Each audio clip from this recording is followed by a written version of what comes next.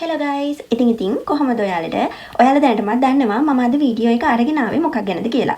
ඉතින් foreign ministry එකට appointment එකක් දාගන්නේ කොහොමද? ඒ වගේම foreign ministry එකට ගිහින් document certify කරගන්න බලාපොරොත්තු වෙන ඔයා අනිවාර්යයෙන්ම දැනගන්න ඕනේ ස්පෙෂල් කරුණු කීපයක් ගැන ඔයාලව දැනුවත් කරන්න තමයි මම අද වීඩියෝ එක අරගෙන ආවේ.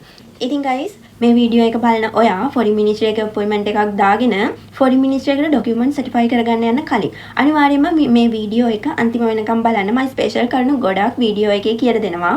මොකද ඔයා document certify කරගන්න යද්දී දවස් ගාණක් රස්තියාදු නොවි නිවැරදිව පිළිවෙලට වැඩේ කරගන්නේ කොහොමද කියලා ඔයාට මේ වීඩියෝ එක බලලා ලොකු අයිඩියා එකක් ගන්න පුළුවන්.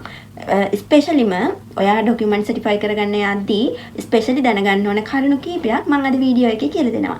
ඉතින් වැඩි කතා නැතුව අපි අද වීඩියෝ එකට ගිහිල්ලා බලමු කොහොමද foreign ministry එකේ appointment එකක් දාගන්නේ සහ මොනවද foreign ministry එකට මම ගිහිල්ලා document certify කරගද්දී ගතිපු experience එක ඒ වගේම මොනවද ඔයා document certify කරගන්න යද්දී දැනගන්න ඕනේ ස්පෙෂල් කරුණු කියලා. ඉතින් අපි අද වීඩියෝ එකට යමු.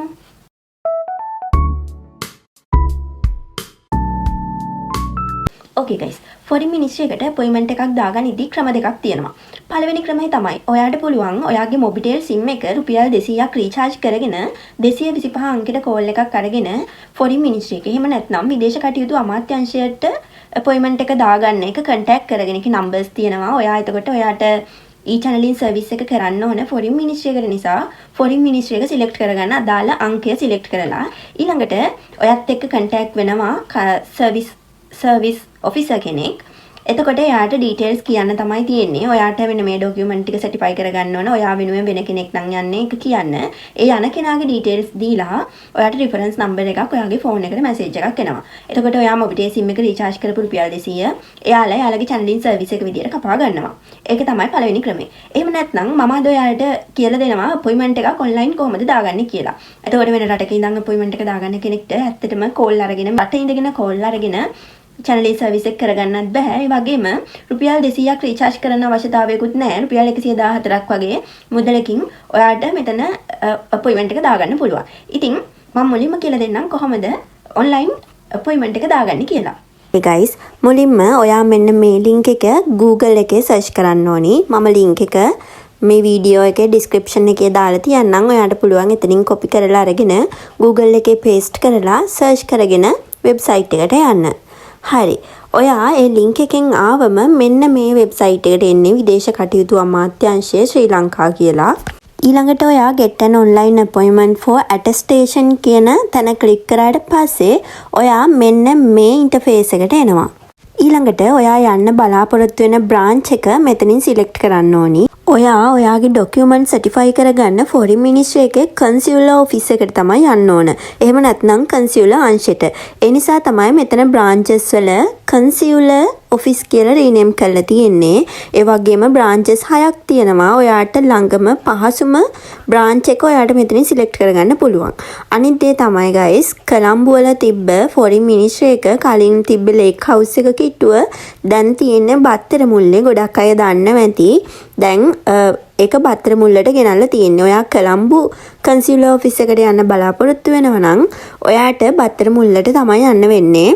ඕකේ, මට මෙතනදී පහසුම branch එක බත්තර මුල්ල නිසා මම බත්තර මුල්ල select කරා. ඊළඟට ඔයා යන්න බලාපොරොත්තු වෙන දවස මෙතනින් select කරන්න. ඕකේ guys, අද 16 ඒත් මම 25 වෙනිදාට තමයි foreign ministry එකේ appointment එක දාන්න යන්නේ. ගොඩක් කලින්. ඊළඟට අපි බලමු කලින්ම appointment එක දාගන්නදී time slot එක කොහොමද පෙන්වන්නේ කියලා. එතනදී මට විශේෂයෙන් කියන්න ඕනි ඔයා දවසකට කලින් වගේ appointment දානව නම් ගොඩක් දුරට ඊළඟ දවසේ ඔයාට online appointment එකක් දාගන්න බැරි වෙයි. ඊට පස්සේ දවසට තමයි දාගන්න වෙන්නේ. ඒ නිසා ඔයාට පුළුවන් තරම් කලින් appointment එක දාගන්න. එතකොට මේ බලන්න මෙතන time slot ටික පෙන්නද්දී උදේ ඉඳලම time තියෙනවා available. එතකොට අපිට පහසු time එකක් ලේසියෙම select කරගන්න පුළුවන්. Okay guys, මට මෙතන පහසු time එක උදේ 9:30 නිසා මම මේ available කියන තැන click කරනවා. ඊළඟට appointment එක මෙන්න මේ විදියට තමයි පෙන්වන්නේ. එතනදී ඔයාගේ document certify කරගන්න යන්නේ ඔයා නැතිව තර්ඩ් පාටි එකක් නම් අනිවාර්යෙන්ම ඔයා ලෙටර් එකක් ලියලා දීලා යවන්න මගේ මේ ඩොකියුමන්ට්ස් ටික සර්ටිෆයි කරගන්න මම මේ පුද්ගලයාට අවසර දෙනවා කියලා. මෙතන සෙෂන් ඩේට් එක මම 25 සිලෙක්ට් කරේ. සෙෂන් ටයිම් එක 9:30. ඊළඟට රෙඩ් කලර් වලින් වැඩලා තියෙනවා multiple documents can be attested. ඒ කියන්නේ ගොඩක් ඩොකියුමන්ට් සර්ටිෆයි කරගන්න පුළුවන්ලු සහ තර්ඩ් පාටි එකක් එනවනම් letter of request එකක් අරගෙන එන්න ඕනලු. Okay guys ඊළඟට එතනම රෙඩ් කලර් වලින් ලියලා තියෙන වාක්‍ය ළඟ අන්තිමට තියෙනවනේ ක්ලික් here කියලා බටන් එකක්. අන්න ඒක ක්ලික් කරාට පස්සේ ඔයාලට මෙන්න මේ විදිය ඩොකියුමන්ට් එකක් ඩවුන්ලෝඩ් කරගන්න පුළුවන්. ඒක ඩවුන්ලෝඩ් කරගෙන කැමති නම් බලන්න මේකේ තියෙනවා ෆොරින් මිනිස්ට්‍රි එකේ ඔක්කොම විස්තර ටික. ඔයා ඩොකියුමන්ට් සර්ටිෆයි කරගන්න යද්දී ඔයා අනුගමනය කරන්න ඕන කරුණු විශේෂ කරුණු මොනවද කියලා මේකේ ඔක්කොම ලියලා තියෙනවා. ඔයාට කැමති නම් ඒක කියවලා බලන්න පුළුවන්. ඒකේ වගේම තියෙනවා එක ඩොකියුමන්ට් එකකට යන charge එක. දැනට ලංකාවේ සල්ලි වලින් රුපියල් 1200ක් තමයි එක ඩොකියුමන්ට් එකක් සර්ටිෆයි කරගන්න ලංකාවේ සිටිසන් තියෙන කෙනෙක්ට යන්නේ. Okay guys ඒ PDF එක ඩවුන්ලෝඩ් කරන එක අනිවාර්ය නැහැ. ඊළඟට ඔයාගේ date එක time එක select කරාට පස්සේ මෙතන login as member කියන තැන sign in button එක click කරන්න එපා. එතන යට තියෙනවා continue as a guest කියන එක. එතන යට තියෙන විස්තර ටික ඔයා fill කරන්න ඕනි. එතන place your appointment conveniently කියලා තමයි තියෙන්නේ. ඔයා එතනින් ඉස්සෙල්ලම ඔයාගේ title එක select කරන්න Mr. Mrs. ඒ අදාළ එක සිලෙක්ට් කරන්න. ඊළඟට ඔයාගේ නම සම්පූර්ණ නම මෙතෙන්ට ෆිල් කරන්න. ඊළඟට ඔයාගේ ෆෝන් නම්බර් එක ඔයාගේ වැඩ කරන ෆෝන් නම්බර් එකක් මෙතෙන්ට දාන්න. ඊළඟට ඔයාගේ නැෂනලිටි එක ලෝකල් කියලා ඔටෝම සිලෙක්ට් වෙලා තියෙනවා. ඊට පස්සේ ඔයාගේ NIC නම්බර් එක හරි පාස්පෝර්ට් නම්බර් එක හරි මෙතෙන්ට ටයිප් කරගන්න පුළුවන්. ඊළඟට ඔයාගේ ඊමේල් ඇඩ්‍රස් එක මෙතන ඔයාගේ නිවැරදි නොටිෆිකේෂන් එන ඊමේල් ඇඩ්‍රස් එකක් ටයිප් කරන්න. ඕකේ ගයිස් ඊළඟට ඔයාගේ ඇඩ්‍රස් එක මෙතෙන්ට ටයිප් කරන්න. ඔයාගේ O level A level certificate certify කරගන්න යන පුද්ගලයෙක් නම් එතෙන්ට ඔයාගේ ඒ O level A level certificate ගන්න process එකක් තියෙනවා. ඒක ඔයා අධ්‍යාපන දෙපාර්තමේන්තුවේ request කරලා ඊට පස්සේ foreign ministry එතනින් මෙවනවා නම් ඔයාලට reference number එකක් ලැබෙනවා. ඒ reference number එක තමයි මෙතෙන්ට දාන්න ඕනි.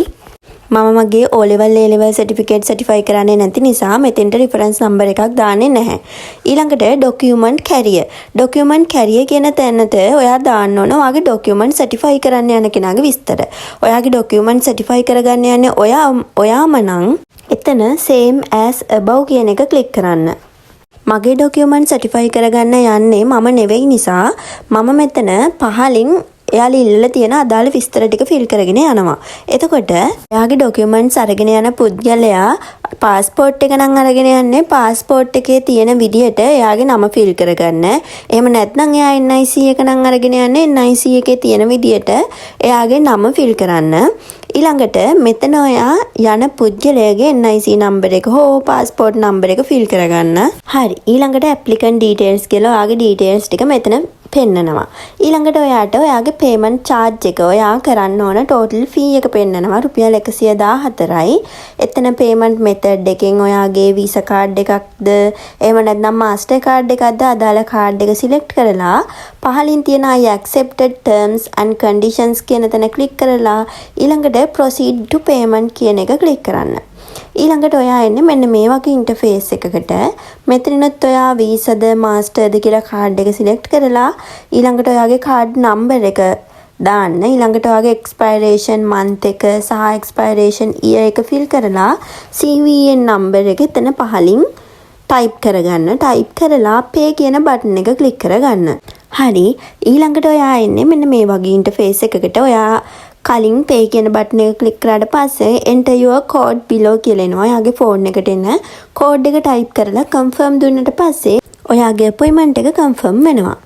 Okay guys. foreign ministry එකට appointment එකක් දාගන්න කියලා ඔයාට දැන් ලොකු idea එකක් තියෙනවා කියලා මම විශ්වාස කරනවා.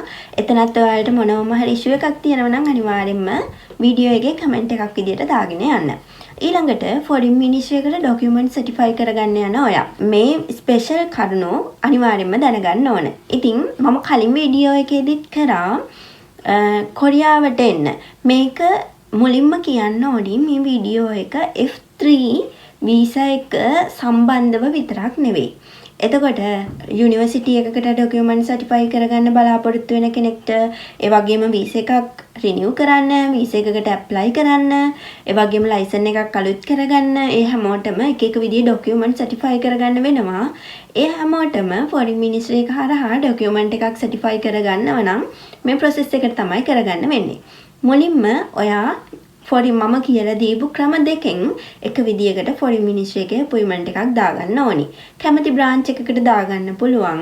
ඔයා අපොයින්ට්මන්ට් එක දාගත්තට පස්සේ ඔයාට පුළුවන් ඔයාගේ ඩොකියුමන්ට්ස් ටික අරගෙන ෆොරින් මිනිස්ට්‍රි එකට ගිහිල්ලා සර්ටිෆයි කරගන්න.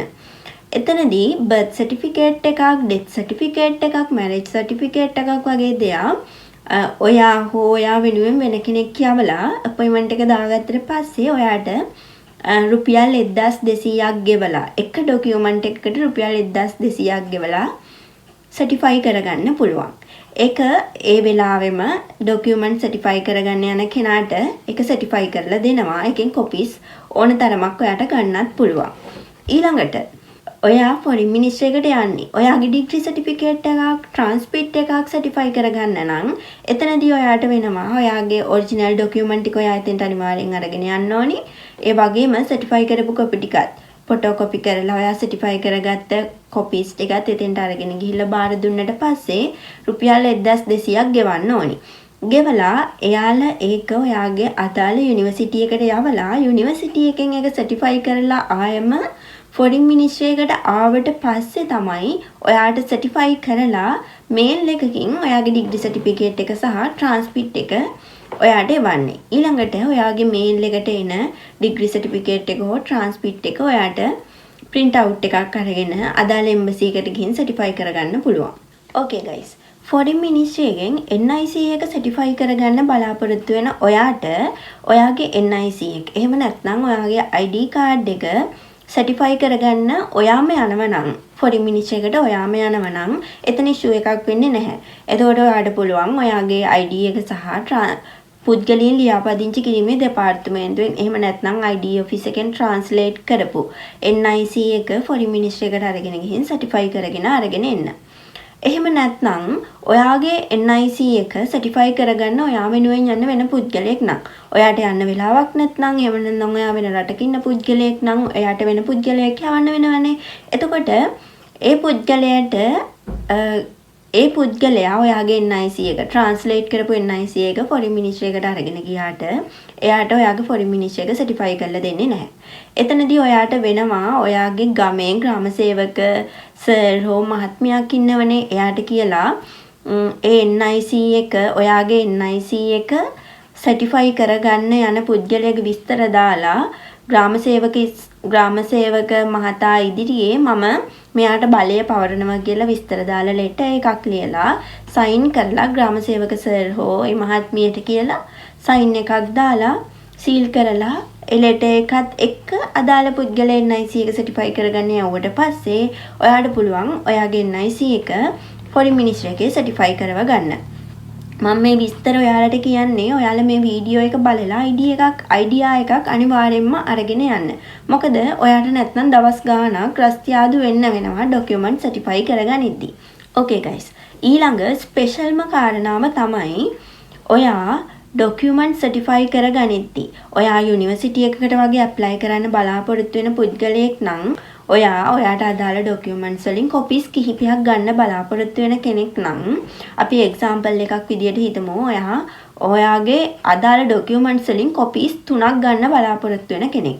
එතකොට ඔයාගේ හැම ඩොකියුමන්ට් එකක්ම ඔයා දැන් ෆොරින් මිනිස්ට්‍රි එකට ඩොකියුමන්ට් සර්ටිෆයි කරගන්න ගියාම එයාලා කියනවා රුපියල් 1200ක් යන නිසා බර්ත් සර්ටිෆිකේට් එක කියමුකෝ. ඔයාගේ බර්ත් සර්ටිෆිකේට් එක ඔයා දුන්නම ඔයා මේක සර්ටිෆයි කරගෙන යනවා. ඔයාට මේකෙන් කොපීස් 3ක් ගන්න පුළුවන්. එතකොට ඔයා එක බර්ත් සර්ටිෆිකේට් එකක් දීලා ඒකෙන් කොපීස් 3ක් අරගෙන එම්බසි එකට ගියාට පස්සේ එම්බසි එකෙන් ඒක රිජෙක්ට් කරනවා. ඒක නිසා ඔයාට කොපීස් 3ක් හදන්න බලාපොරොත්තු වෙනවා නම් ඔයා දන්නවනේ ඔයාගේ බර්ත් සර්ටිෆිකේට් එක ගත්තොත් ඔයා බර්ත් සර්ටිෆිකේට් එක මුලින් ඒජ් ඔෆිස් එකකින් ඔයාගේ නම්බර් එක දීලා අලුතෙන් ගන්නවා. ඊළඟට ඔයා ඒක ට්‍රාන්ස්ලේට් කරන පුද්ගලයෙක්ට කියලා ඒක ට්‍රාන්ස්ලේට් කර ගන්නවා. ඒක ට්‍රාන්ස්ලේට් කරද්දී අනිවාර්යෙන් කොපීස් 3ක් හදන්න බලාපොරොත්තු වෙන කෙනෙක් නම් ඒකෙන් ට්‍රාන්ස්ලේට් 3ක් ගන්න ඕනේ. ඊළඟට ඒ ට්‍රාන්ස්ලේට් කරපු කොපීස් 3 ෆොරින් මිනිස්ට්‍රි එකට අරගෙන ගිහිල්ලා ඔරිජිනල් එකත් එක්ක සිංහල ඔරිජිනල් එකත් එක්ක ට්‍රාන්ස්ලේට් කරපු කොපි 3 ෆොරින් මිනිස්ට්‍රි එකට අරන් ගියාම එතනින් කියනවා මේ එක බර්ත් සර්ටිෆිකේට් එකක් ඔයා ෆොරින් මිනිස්ට්‍රි එකේ සර්ටිෆයි කරගන්න. ඊළඟට එන කොපි එකෙන් ඔයාට කොපීස් 3ක් ගන්න පුළුවන් කියලා. ඔයා ඒ වැරද්ද නම් කරන්න එපා. අනිවාර්යයෙන්ම ඔයා හැම කොපීස් 3ක් අරගෙන ගියොත් එම්බසි එකෙන් ඔයාගේ ඩොකියුමන්ට්ස් රිජෙක්ට් කරනවා. මම මේ එම්බසි එක ගැන කතා කරන්නේ කොරියන් එම්බසි එක ගැන. මට ඇත්තටම අනිත් එම්බසිස් ගැන අයිඩියා එකක් නැහැ. සමහර විට එම්බසිස් වලත් ඒ දේ හිම වෙන්න පුළුවන්. වෙන එම්බසි එකක ඩොකියුමන්ට් සර්ටිෆයි කරගෙන ඒ එක්ස්පීරියන්ස් එක ගත්ත කෙනෙක් නම් අනිවාර්යයෙන්ම මේ වීඩියෝ එකේ කමෙන්ට් එකක් දාගෙන යන්න අනිත් අයටත් බලා ගන්න. එතකොට ඔයා කියන්න ඔයාගේ මේ ට්‍රාන්ස්ලේට් තුනම වෙන වෙනම සර්ටිෆයි කරලා දෙන්න කියලා. එතකොට ෆොරින් මිනිස්ට්‍රි එකෙන් කොපීස් 3ක් ඔයාට දෙන්න ඕනි. ඒ කොපීස් 3 එම්බසි එකට බාර දුන්නම එතකොට ඔයාගේ සිංහල ඔරිජිනල් එකයි ට්‍රාන්ස්ලේට් 3යි ෆොරින් මිනිස්ට්‍රි එකේ සර්ටිෆයි කරපු 3යි එම්බසි එකට බාර දුන්නම කිසිම ප්‍රශ්නයක් නැහැ. ඒ 3ට කොපි එම්බසි එකෙනුත් සර්ටිෆයි කරලා එම්බසි එකෙන් සර්ටිෆයි කරපු 3කුත් දෙනවා. ඒක එතකොට කිසිම ඉෂුව එකක් වෙන්නේ නැහැ. එතකොට යාලා QR එක වෙනස් කියලා එහෙම නැත්නම් රිජෙක්ට් කරනවා. මට මේ දේ තමයි ඔයාලට ස්පෙෂලිම කියන්න උනේ. ඕන උනේ. ඉතින් ගයිස් මට අද මේ කරුණු ටික තමයි ඔයාලට ස්පෙෂලිම කියන්න ඕනුනේ. වගේම ෆොරින් මිනිස්ට්‍රි එකට අපොයින්ට්මන්ට් එකක් නිවැරදිව කොහොමද දාගන්නේ කියලාත් මම ඔයාලට අද වීඩියෝ එකෙන් කරා. ඉතින් මං හිතනවා ඔයාලා අද වීඩියෝ එකෙන් ලොකු දෙයක් දැනගන්න ඇති කියලා. ඉතින් වීඩියෝ එක වටිනවා නම් අනිවාර්යෙන්ම ලයික් කරලා කමෙන්ට් එකක් දාගෙන යන්න අමතක කරන්න එපා. ඒ වගේම ඔයාලා අපේ වීඩියෝස් බලන්න අපිව සබ්ස්ක්‍රයිබ් කරන්නේ නැතිව නම් අපිව සබ්ස්ක්‍රයිබ් කරගෙන යන්නත් අමතක කරන්න එපා. ඉතින් අතට ගිහින් එන්නම්. ඔයාලා හැමෝටම සුබම සුබ දවසක් වේවා.